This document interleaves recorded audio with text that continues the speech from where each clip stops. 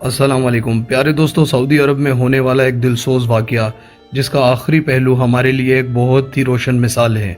سب سے پہلے میں آپ کو بتاؤں گا کہ محمد مرسل کون ہے اور یہ واقعہ کس طریقے سے پیش آیا۔ محمد مرسل سعودی عرب کا رہائشی ہے اور اپنے دوست کے ساتھ یہ ایک جگہ گھومنے گیا جہاں پہ تھوڑی سی تلخ کلامی ہوئی۔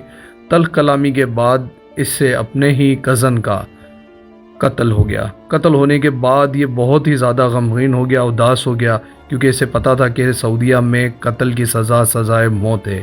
اس کے بعد اس نے پولیس کو سرنڈر کر دیا اور اپنے آپ کو قانون کے حوالے کر دیا۔ قانون کے حوالے ہونے کے بعد جب تحقیق ہوئی اور معلوم ہوا کہ یہ ایک سوچ سمجھ کے قتل نہیں کیا گیا، ایک چھوٹی سی لڑائی میں ایک چھوٹی سی غلطی کی وجہ سے اس کے اپنے کزن کو ایسی جگہ چوٹ لگی جس کی وجہ سے وہ موقع پہ ہی جاں بحق ہو گیا۔ جب یہ رپورٹ میڈیا میں شائع ہوئی کہ یہ قتل نہیں کیا گیا ہے بلکہ غلطی سے ایک حادثے کے طور پر ایسا ہو گیا ہے، تو تمام لوگ جمع ہونا شروع ہو گئے۔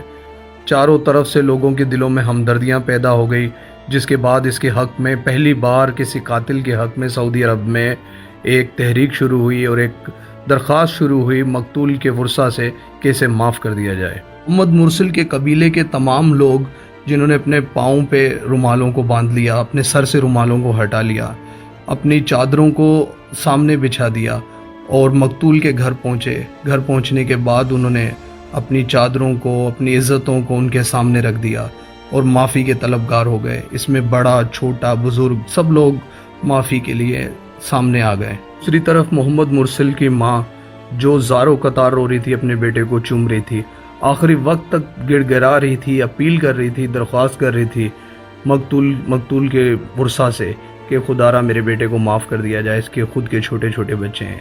ماں کے بہت رونے اور بلبلانے پر مقتول کے ورثاء نے اسے معاف نہیں کیا، کیونکہ ہمیں ایک پہلو تو نظر آ رہا ہے کہ یہ ماں رو رہی ہے اور دوسری طرف سے وہ پہلو ہے جس ماں کا بچہ اسے چھین لیا گیا۔ ہمارے دین کے اندر یہ کہا گیا ہے کہ اگر جو شخص معاف کرنا چاہے اس کی مرضی اور جو شخص بدلہ لینا چاہے اس کی اپنی مرضی۔ معاف کرنے والے کو اللہ پسند کرتا ہے، لیکن جس کا بچہ گیا ہے اس کا اپنا دکھ ان کے ساتھ تھا۔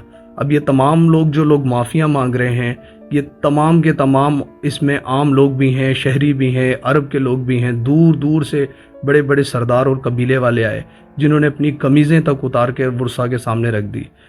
لیکن مقتول کے ورثاء کی ایک ہی ڈیمانڈ تھی کہ ہمیں قتل کے لیے قصاص نہیں چاہیے، ہمیں قتل کا بدلہ قتل ہی چاہیے۔ آخر میں قاتل کا بیٹا سامنے آیا اور اس نے رو رو کے گڑ گڑا کر ورثاء سے اپیل کی کہ خدارا میرے باپ کو چھوڑ دیا جائے، ایک موقع دے دیا جائے، یہ غلطی سے ہو گیا ہے۔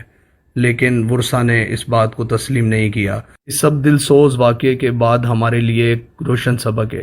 سبق یہ ہے کہ قانون کا جہاں عمل ہوتا ہے وہ ملک قومیں ترقی کر جاتی ہیں اور وہ قومیں ایک دوسرے کے ساتھ کھڑی ہوتی ہیں اور اللہ کا رسول ان سے راضی ہوتا ہے۔